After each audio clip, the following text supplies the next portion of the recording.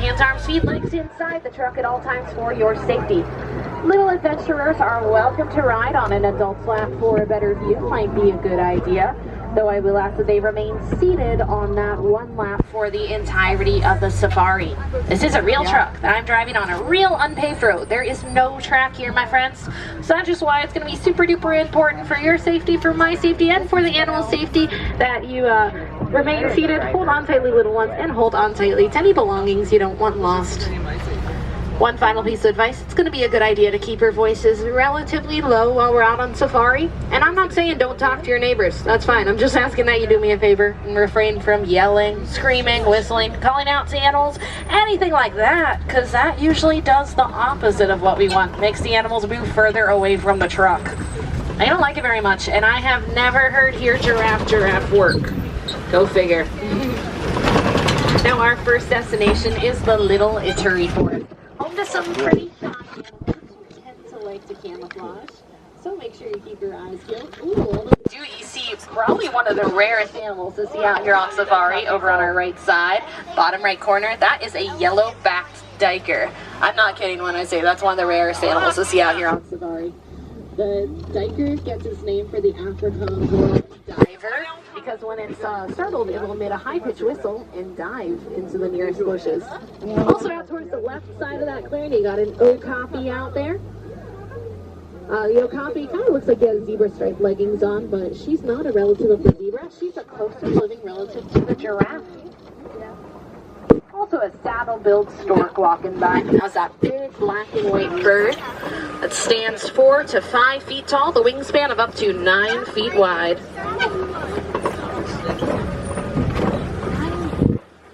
Out on our left side, very top of this hill, there's a big old black rhino way back there. Saw another one roaming around further up ahead as well. So we'll see if we can get a view of him, since that one was really far back. It is awesome to see black rhinos on protected wildlife reserves like this one. Back in 2015, there's only around 5,000 black rhinos left in the world, but since then, that number's doubled, thanks to conservation efforts and protected reserves like this one, where they can get the best care possible, maybe even participate in breeding programs like the Species Survival Plan. Up on the cliff to our left, you can see that black rhino. Although, of course, over on our right side, we got some tan antelopes called greater kudu. Those are all female kudu. You can tell because they don't have horns. It's only going to be the male kudu that have horns. Well, there's a big old rhinoceros. That's different than the bongos, I know, right? These reddish antelopes out on our left side. For bongos, both the boys and the girls have horns, so they're a little harder to tell the difference between. Wow, that was like a rapid fire round. All those animals like back and forth and back and forth. We'll see if this good luck continues as we make our way up this hill. This is going to be on our way to the Safi River area. And that's home to some more shy animals. Shy in quotes, well, they were all out and about. But in this case, generally instead of hiding behind trees or bushes, the animals here like to hide beneath the surface of the water. Looks like the river starting out on our right side. Does seem pretty windy though, so we should be able to get some good views on both sides of the truck. First off, as you can see right though, you may see some pink-backed pelicans out on the island, as well as a couple of Nile hippopotamuses up ahead basking in the sunlight. Oh my God.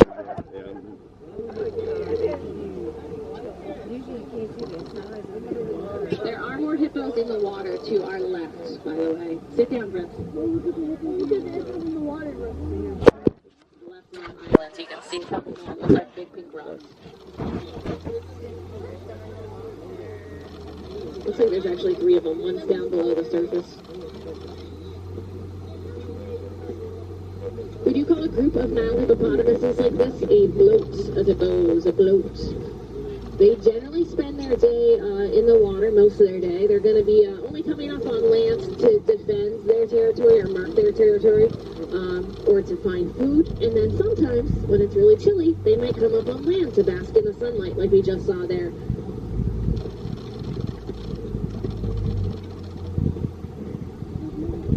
It's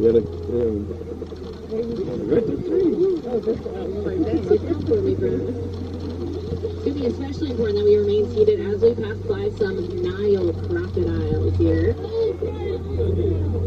might see some of them out by the water's edge. Nile crocodiles can go up to around 16 feet in length. Some have been known to stretch upwards of 20 feet. Some of the biggest reptiles out here in Africa.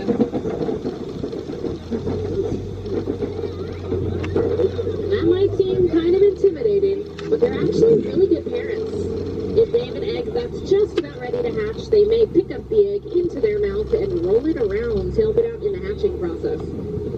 Also, if any of their babies are ever potentially in danger, Mama Croc has a pouch in her throat that she can scoop her babies up into to hide them away until she's decided that that danger's passed and it's safe to let her little baby crocodiles back out again. Crazy stuff. Looks to me like in just a moment here, we're going to be exiting the forest and making our way out towards the savannah. Maybe start to see some animals out there that call the savannah their home. It's a big, wide, flat, open grassland home to a lot of really cool species. One more animals will probably come into view for you as we make our way down this big old hill. We'll definitely try and talk about each species in some detail as we come up towards them.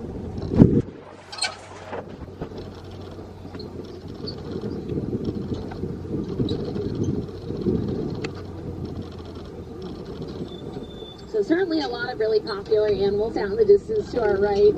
We got some giraffes. I see some zebras out there. A lot of kinds of antelopes as well out and about. We'll make our way over as soon as we can to get a closer view of all those animals.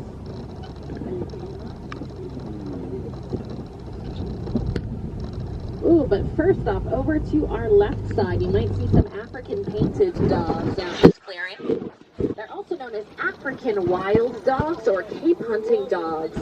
They go by a lot of different names. Yeah, they're dogs. They're some of the most effective predators out here in Africa.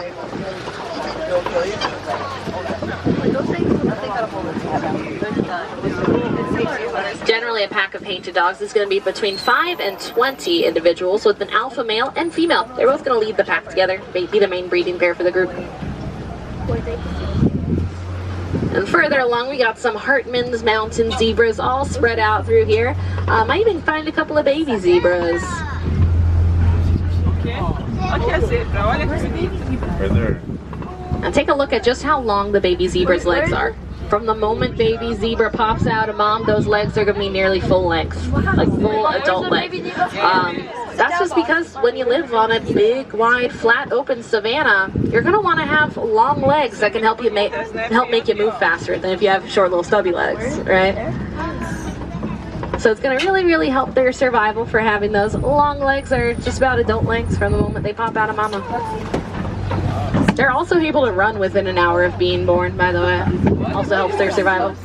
Got some sable antelopes out there to our left side with those long curved horns used for defense. Although, of course, I think there's some excitement for a little further along. Got some Maasai giraffes out and about. Looks like there's a bunch all spread out throughout the savannah. You may also see some big tan antelopes over to our left side called elands, E-L-A-N.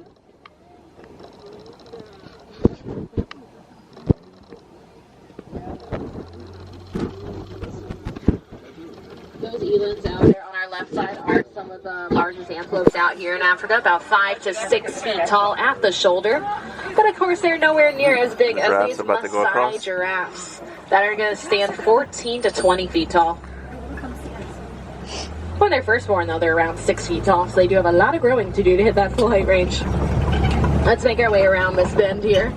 Get another vantage point on some of those giraffes out there.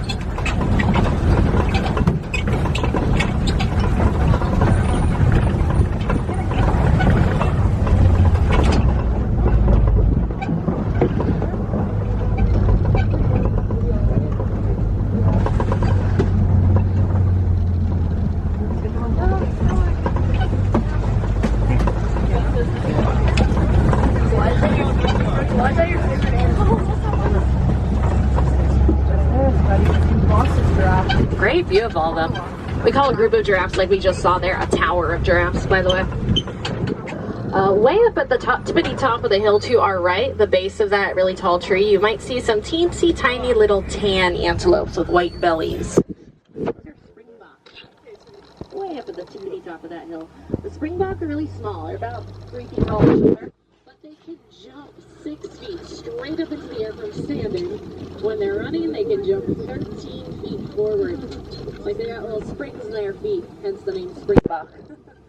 Sometimes they'll even show off a behavior called pronking. That's P-R-O-N-K. Pronking is what happens when they jump straight up into the air with their legs outstretched beneath them. They kind of make their body into an upside-down U shape. It's really silly looking. It's thought that's meant to confuse predators on the direction they're headed next. It also acts as a way of showing off to the predator, like, hey, check it out, I'm super fit.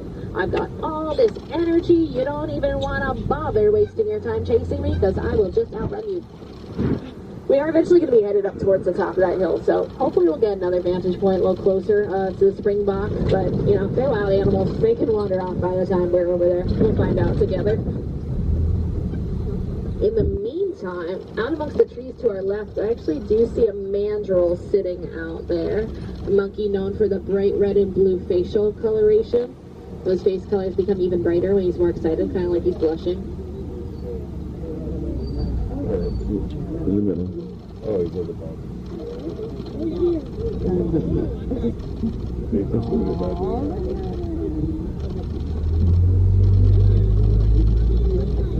The mandrills are the largest monkey species in the world, and that is monkey as opposed to ape, by the way. So I know some of y'all are thinking, wait a minute, gorillas and things are bigger than that. That's because gorillas aren't monkeys. They're apes. Mandrills are monkeys. Easiest way to tell the difference is just whether they have a tail or not. The mandrills have tails, short, stubby little tails, so they do have tails. They'll classify them as monkeys, whereas some primates like gorillas, orangutans, chimpanzees, siamegs, etc., they don't have tails, so they're not monkeys, they're apes. The way to remember, monkey has a Y at the end of the word. Kind of looks like a little tail hanging off the end, whereas ape just has an E, so no tail there. Hopefully now you can remember. It's pretty cool. Okay, we're going to make our way towards elephant country now. Fingers crossed, hopefully we can find some African elephants out here. It's hard to say for sure. This is a very large reserve where the animals have a lot of space to roam, whether it's somewhere we can see or somewhere that's not so much in our view. But at the very least, as we pass through these red clay pits, take a look on either side of yourself. See if you can find any evidence of elephants passing through. Like maybe some tusk marks in the clay. Oh yeah, that's a lot of tusk. Or footprints in the ground around us. Hey, how about that? Got a couple African elephants out in the distance to our left. We'll see if we can make our way out towards them to get a better view in a moment here. But yeah, elephants will carve out that red clay using their tusks, just like you may have seen evidence of there. Then they're going to consume that clay. They'll eat it as part of their diet. It gives them all the extra vitamins and minerals they need to supplement their day. Kind of like how you or I might take a gummy vitamin, for example. Flintstones.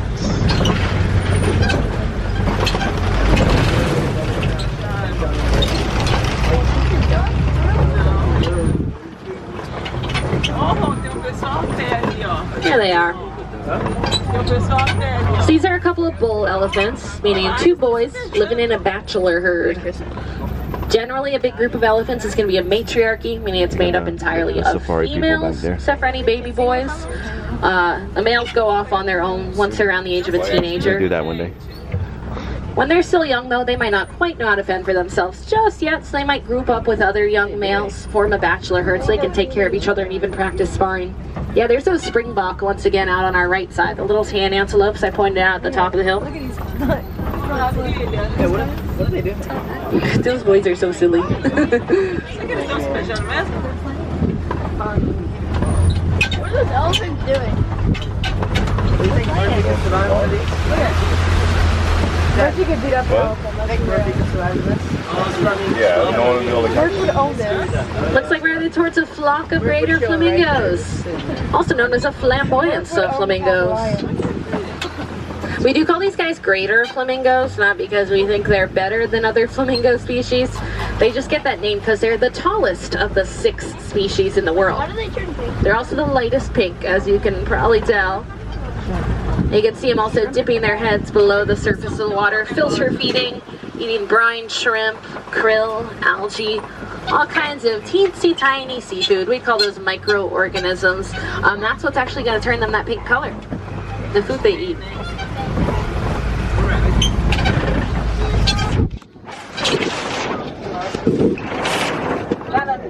a large bird out in the clearing to our left here. Largest species of bird in the world, in fact. It's a female ostrich out there. You can tell she's a female because her feathers are gray. A male ostrich would have much more striking black feathers on his body. I see a water buck out on our right side, as well as some white rhinos. Oh, white rhinos.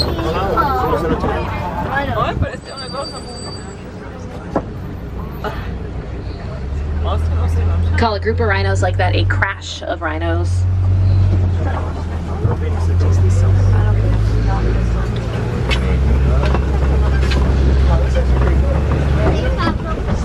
Closer vantage point on that ostrich. Ooh. But as we make our way around this bend, take a look up on the cliff to your left. You might spot some cheetahs out there.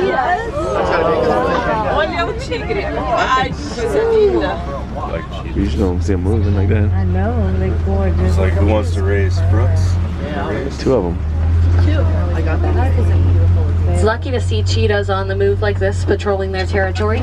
They're usually going to spend most of their day at rest, staying camouflaged, conserving all the energy they can for when they need to move in a big burst of speed all at once. Oh yeah. In fact, a cheetah has a really fast launch speed. It's going to be about 0 to 60 miles per hour in 3 seconds. It's a launch speed like some of those intense launch roller coasters. They can only maintain that speed for a really short burst though, so it's kind of like she better hope she catches her prey before she tires out. We're headed towards a big structure of rocks we would call a kopje. That's spelled K-O-P-J-E. Ooh, and at the far right end of the kopje, yeah, it looks like we got some more feline friends out here. There's 3 lions. The male one right there. Oh, and that lion. Murphy would be like chilling right beside this. You can see the lion closest to us has a little bit of a mane. It's kind of a short, scruffy neck mane, meaning he's probably a young male, juvenile. His mane's still kind of growing in to his little awkward phase. Couple females out there with him. How they said like a cheetah was like 0 to 60 miles. Like that's like, They're so you can gorgeous. like take off with you. Yeah, it would be like rocking up. Lions are going to spend around 16 to 20 hours of the day at rest, which honestly is the kind of life I want to live. That sounds wonderful.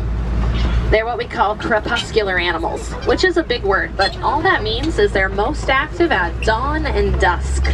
So when the sun's rising or when the sun's setting. It's usually when you'll see those lions up and about, patrolling their territory, hunting for their next meal. But if it's the middle of the day or the middle of the night, they're probably going to be asleep, or at least resting, not really moving around a whole lot. Through the bushes to your left, you might find some warthogs. They just look like fuzzy gray rocks, though. But they're warthogs, in case you're wondering. Back over your left shoulder there. You can also see their burrows in the ground closer to us. Warthogs carve out burrows like that using their tusks, snout, and hooves. Oftentimes when they want to rest, they're going to back into those burrows with their tusks pointed outwards. They're ready to wake up and charge any potential foes. It seems like those warthogs maybe want to be more out in the sunlight. It's a little chilly.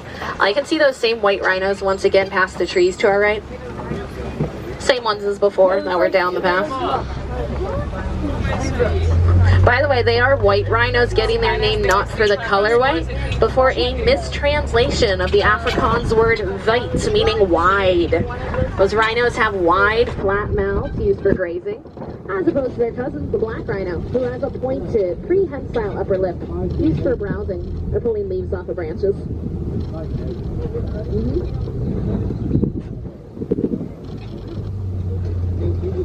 Now we're making our way into the Magadi Glen. That's home to our game warden's host, so maybe we can stop by for just a quick visit to say jumbo or hello to Warden Wilson out there.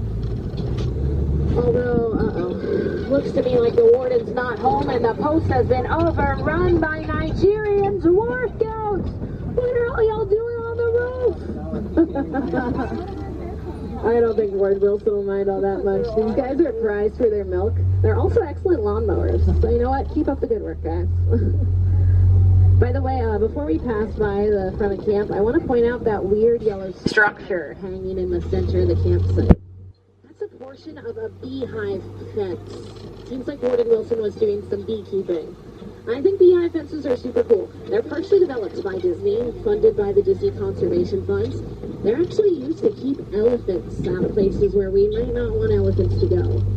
So imagine you're a farmer here in Africa. You have all this land that's your life's work, and the elephants keep trampling on it on their migration routes, knocking over any fences you might set up.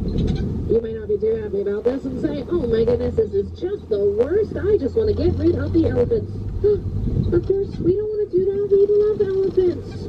So instead, what you as a farmer can do is you can set up some of those beehive fences all around the outside of your property. The elephants are going to come by in their normal migration, but then they'll hear those little bees buzzing and think, uh-oh, I don't want to get stung today. So they'll back off. And they'll actually tell their elephant friends to back off as well. That whole herd will go safely around your property. Your crops will remain safe for harvest. And to top it all off, you can sell the honey. It's a win-win. Both the humans and the animals benefit. And that's called the Elephants and Bees Project, for anyone who may be wondering. I personally think it's a really cool initiative. I definitely encourage you to look up the full story for yourself later if you get the chance. I think it's really neat. But now, unfortunately, friends, it does look to me like we're nearing the end of our safari together, though you all have been absolutely wonderful today. I'll be bringing us up to the unloading dock as soon as I'm able to do so. But if you'd like to continue your safari on foot after this, I definitely recommend you check out the Gorilla Falls Exploration Trail. That'll be on your right side as you're exiting up the hill. Otherwise, if that's not something you're interested in, you can continue all the way up and over that hill, over the covered bridge. That'll get you to the Harambe Village and the rest of Disney's Animal Kingdom. Now,